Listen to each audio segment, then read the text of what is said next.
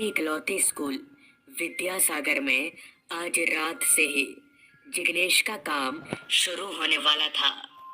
दरअसल जिग्नेश को विद्यासागर स्कूल में चपरासी का काम मिला था। काम के मुताबिक उसे दिन में तो ड्यूटी करना ही था, साथ ही रोज रात को स्कूल में रुककर उसे चौकीदारी भी करनी थी। हालांकि काम थोड़ा ज्यादा जरूर था, मगर इन सारे कामों के बदले जिग्नेश को एक अच्छी तनख्वाह मिलने वाली थी। शाम के तकरीबन 4:30 बजे जब सारे बच्चों की छुट्टी हुई तो एकाएक सारे मास्टर भी अपने अपने घर को निकलने लगे। तभी हेडमास्टर साहब चलते हुए जिग्नेश के पास आए और बोले, सारे बच्चे निकल गए हैं तो एकाएक सारे क्लासरूम का दरवाजा जाकर बंद कर दो। अब मैं भी निकलता हूँ, कल सुबह मुलाकात होगी, अपना ध्यान रखना। इतना कहकर हेडमास्टर साहब एक तरफ चले गए और जिग्नेश सभी कमरों का दरवाजा बंद करने के लिए दूसरी तरफ चला गया।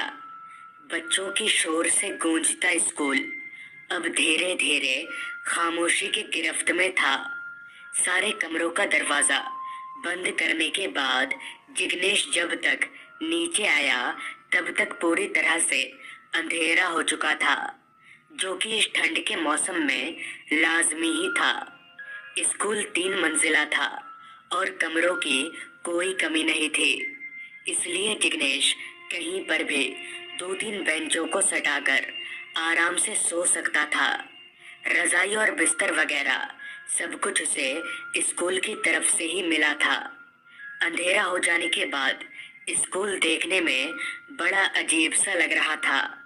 ना तो किसी फ्लोर में एक भी लाइट जल रही थी और ना ही उस पूरे बिल्डिंग में जिग्नेश के अलावा दूसरा कोई मौजूद था।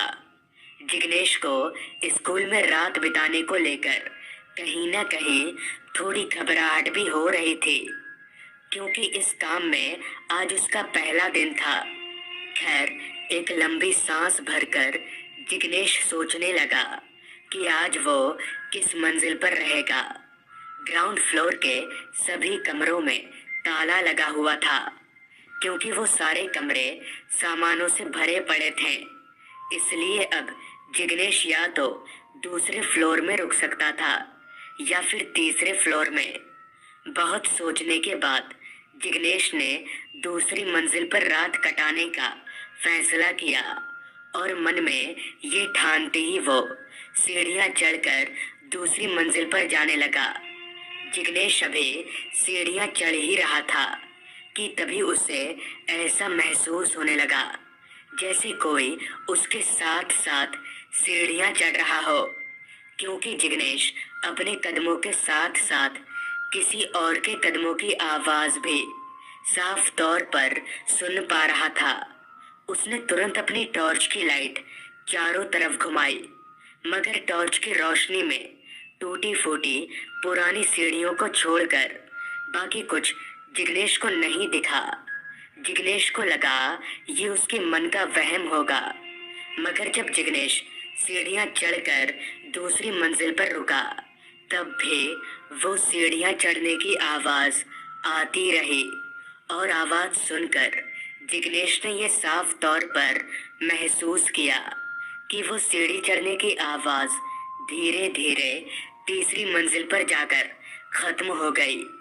पहले पहले तो जिग्नेश काफी डर सा गया, मगर फिर उसने सोचा शायद उसी के कदमों की आवाज पूरे फ्लोर में गूंज रही होगी और ये सिर्फ उसका एक वहम मात्र है।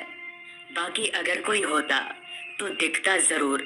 यही सब सोचते सोचते जिग्नेश एक क्लासरूम का दरवाजा खोलकर अंदर चला गया और अंदर जाकर दरवाजा बंद करके बैठ गया। रात और ठंड दोनों ही धीरे धीरे घनी होती जा रही थी। कुछ घंटों के बाद जिग्नेश ने घर से लाया हुआ खाना खाया और खाना पीना हो जाने के बाद सोने की तैयारी करने लगा। उसने क्लासरूम के 3 बेंचों को आपस में जोड़ा और अपना बिस्तर लगाकर उसी पर लेट गया। लेट तो वो गया था, मगर नींद शायद जिग्नेश की आंखों से कोसों दूर थी। बिस्तर पर लेटे लेटे जिग्नेश अभी सोने की कोशिश कर ही रहा था कि तभी उसके कानों में एक तेज आवाज आई, जैसे किसी ने जिग्नेश के ठीक ऊपर वाले क्लासरूम में बेंच सरकाया हो। हालांकि ये आवाजें दिन के शोर शराबे में उतनी तेजी से नहीं सुनाई देती, मगर रात की उस गहरी खामोशी में वो आवाज ऐसे सुनाई पड़ रही थी जैसे कान के पास से ही आ रही हो। पहले तो जिग्नेश ने सोचा जरूर कोई चूहा वगैरह होगा, मगर फिर उसे ख्याल आया कि कोई चूहा बेंच तो नहीं सरका सकता। हालांकि उसकी हिम्मत जवाब दे रही थी, मगर फिर भी हिम्मत जुटाकर उसने तीसरी मंजिल पर जाने के लिए खुद को तैयार कर ही लिया और टॉर्च उठाकर तीसरी मंजिल की तरफ चलता बना। सीढ़ियां चढ़कर जिग्नेश जैसे ही तीसरी मंजिल पर पैर रखा तो उसके शरीर के रोंगटे एकदम से फूलने लगे और उसे बहुत तेज ठंड लगने लगी। अब ऐसा क्यों हो रहा था, जिग्नेश को कोई आइडिया नहीं था। उसे तो ऐसा ही लग रहा था कि शायद यहाँ इस तीसरी मंजिल पर ठंड ज्यादा है, लिहाजा वो आगे बढ़ने लगा। चलते चलते वो हर एक क्लासरूम के दरवाजे पर टॉर्च मार मार कर देख रहा था कि कहीं किसी कमरे का दरवाजा खुला हुआ तो नहीं है। अभी वो टॉर्च मारते मारते आगे बढ़ ही रहा था कि तभी उसने देखा कि एक क्लासरूम का दरवाजा खुला हुआ है। उस खुले हुए दरवाजे को देखकर जिग्नेश को बहुत हैरानी हुई कि आखिर ये दरवाजा अपने आप ही खुला तो खुला कैसे, क्योंकि जिग्नेश को अच्छे से याद है कि उसने इस कमरे का दरवाजा सही से बंद किया था। खैर, डरते डरते जिग्नेश उस क्लासरूम में दाखिल हुआ।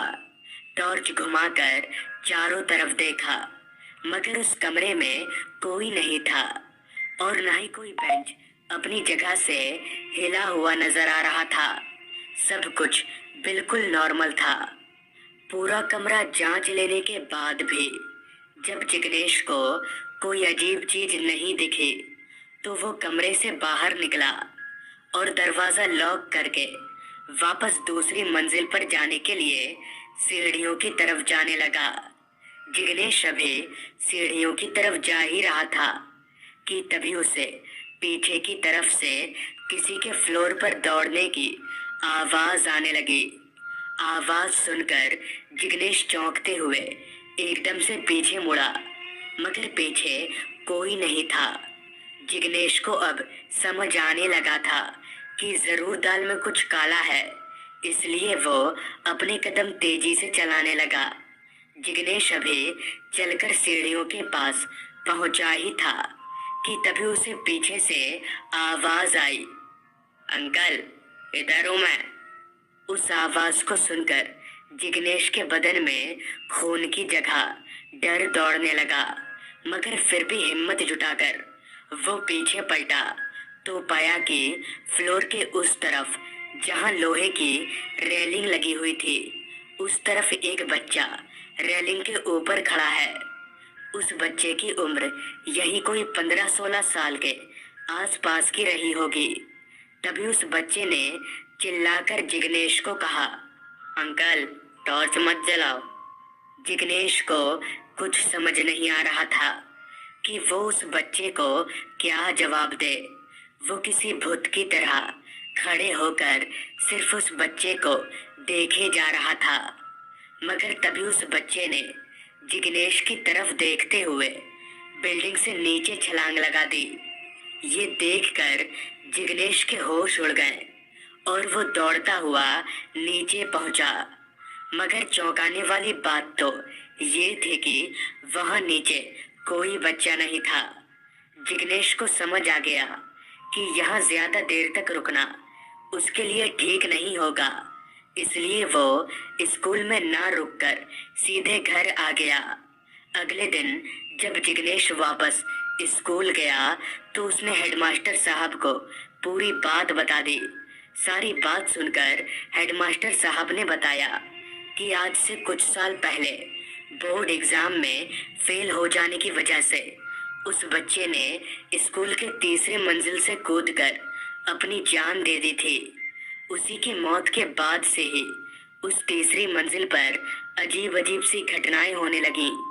इससे पहले स्कूल ने बहुत से चपरासी रखे थे, मगर कोई भी एक रात से ज्यादा टिक नहीं सका।